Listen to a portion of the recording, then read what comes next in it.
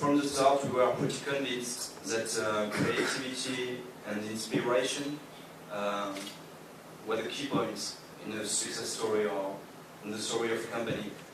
And at Christmas 2011, we launched a website called Yummypets. Yummypets is a social network for pets called Social Network. I know it's crazy.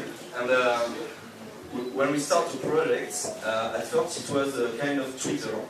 And I said to my developers, I want to do something like Twitter, but I don't want to send message, I want to send photo. A little bit like Fancy before, or like Instagram today.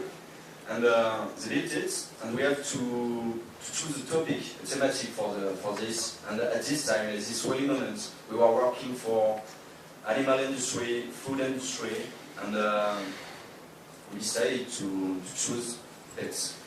And it was crazy because the first month, this project, without publicity, without communication, no advertising at all, the website drew in France 20 million view pages the first month.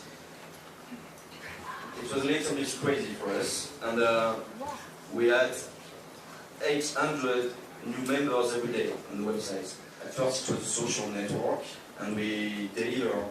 I'm not from pet industry, so I said, okay,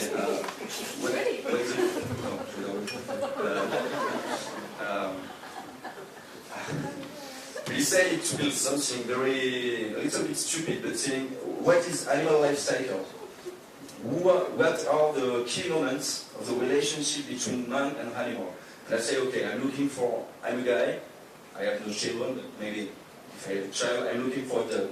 What I do? So we decided to build a website classified as a little bit like Le Bon Coin in France, but just on pet industry. I find a dog, the dog is at home, I need to know a lot of things about him. The race, breed, sorry, thanks. The breed, what he eats. So we work with veterinarians, we give a lot of answers, and we build a price comparison to buy pet food, to buy accessories in 9 countries.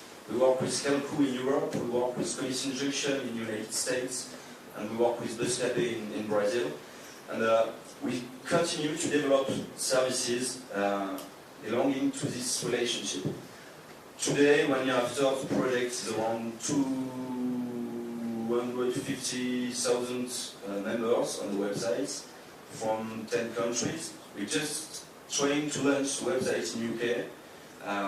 There are today maybe 10,000 members in the UK. That's it for the business. I don't know where we go with this project, but it's growing every day. It's about digital. We do it from Bordeaux.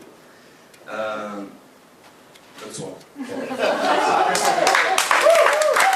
So first, I'm a founder of Taskhub, which is a peer-to-peer marketplace.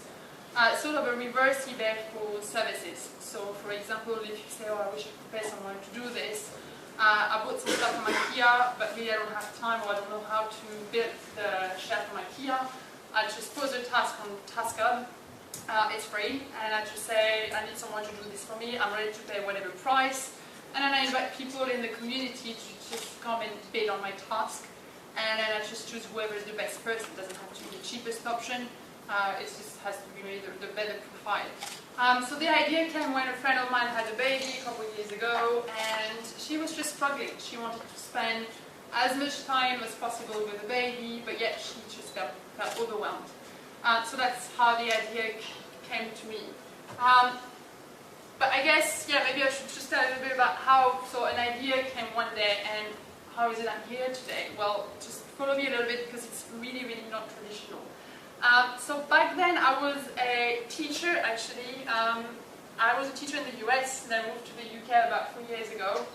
And I like this job really, but I thought, you know what, I want to take another challenge. I always loved law, watching those series. I know it's very cheesy. I was always told do not say that in an interview, but I love those Law and Order and all those things. Really cheesy, do not say that in an interview, but yet that's what kind of pushed me to study law. And yeah, I just said, you know what, I wanted to study law because, you know, you never know. I don't want to have regrets when I get old. So I applied and got accepted, and there we go, 2010, I started law school. So I was like, yeah, I'm going to be a solicitor, that's great. Yeah, except things didn't really go as planned, but I think I got used to it now. Nothing is just going to go as planned, but that's all right. So the idea came when I was at law school, actually. My friend had a baby, and I thought, God, you know, it's just so frustrating. I wish there was a place to do this, and I just wanted to help her then. Just wanted to find a website to help her, find the people to help her locally. But then I looked online and nothing really. And I talked with my partner, the co-founder, not here tonight unfortunately. He's gone to the US to maybe get some money for the investment. But anyway, he's not here today. But he's more like the business guy, and when I told him that, he was like, that's the idea. We're looking for the idea, that's the idea, that's what we're going to do, a website. And I was like, okay, whatever, I'm doing my law degree. And then, well, we just, you know, thought, okay, let's get started, found an agency, and we just started to build Taskhub. But then quickly we realized it's great to have a nice website, but if nothing's going to use it, no one's going to use it. It's a bit pointless, isn't it? So then we thought, okay, we need some help. Because seriously, with a teacher background, no offense, but it's not going really far. So then we thought, okay, let's just look for some help. So then we just kind of browsed, we looked into tech incubators, because we thought it'd be a nice way to get someone, a group of people to invest in your project, to give you an office space and the right guidance as well. So we applied at Aurore and we got selected, so we were about 1,000 something people to apply, and we were one of the 16 successful people. So that's when we thought, well, I guess it's serious now. So we got investment, went fine, and yeah, I guess further down the lane we got approached by Telefonica and signed another deal, which is why we're here today. So we got further investment from Telefonica, and got a partnership with O2, and so the office space here for the next 18 months. And yet it's all the things, whether I was a teacher or at law school or becoming an entrepreneur, I think the common thing to me is that I need to connect with people. And to me, that's the best thing to do in life is, you know, you might have the best idea in the world, but if you're by yourself, it's a bit, I mean, to me, it's a bit boring. So, I mean, I do have this tendency to just chat to anyone, whether it's in the lift or anywhere. I just have to talk to people. But I think what I want to share with Stephen Fry is, some people recently asked me, did you pay Stephen Fry to tweet? And I say, no, actually, I don't have money to pay for a tweet. But actually, maybe I should tell you about how I decided I need to start networking. When I was at law school, and I don't have any family in France. Well, I have friends now here, but I didn't have any family in the legal industry, and I realized, well, all those people applying, I got no chance. Got all the people who have the connections, and then you got those people who, I don't know how, got 1,000 applicants, and then take 2 people. How can you just, you know, compete? So for a while, I just, you know, stuck to this traditional way of, you know, applying, and I decided I just need to use a different way to connect with people, and that's when I started to go to networking events. And I just like to share a few things, I guess, that helped me, I guess, be good at this. It's not like I was born like this. People think, oh, it's easy for you. No, it's not easy. It's just look maybe like it's easy, but it's something that you actually can learn and practice. And I don't think you're born like this. So I just wanted to say that to you, first of all. It's something that the more networking events you're going to go to, the more comfortable you get, and the better it is. So this one event at law school where I felt, okay, I think I understand. You have to be obviously, you know, quite direct. So being French, I guess, kind of helps because, you know, I can be quite direct. So like this one time where I went to the lawyer and I was thinking, that's it, I'm not leaving this event until I've got at least 3 business cards, and not just 3 business cards. I'm not starting a collection of business cards. I just want to talk to this lawyer and see if I can just go to his law firm and shadow him for a few days. Went, asked him, he said yes. And I thought, oh, that was easy. Then I was like, okay, let me try again. So I started another one.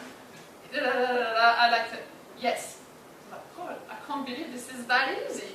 And I ended up at the Guardian, in the legal section of the Guardian, talking about the phone hacking scandal and all those things. And everybody was asking, who's your connection at the Guardian? Even my law teachers were like, who is your connection? I said, what? You're not going to believe me. I just asked. They're like, what? Like, can you ask them? Like, sure, I can introduce you. And then I just started to do this, to a point where I had to stop, because I was just liking it too much. Just kept going, and then I had to actually give all those experiences to my friends, because they're like, I can't get experience. I'm like, here, I get a huge take it. And they were happy. Then I just felt, that's how it works. I mean, to me, networking is a way of life. It's not just, okay, it's 6:30 now, this is networking event, let's network, It's not like this. It's really a way of life. And to me, I network, I live like this.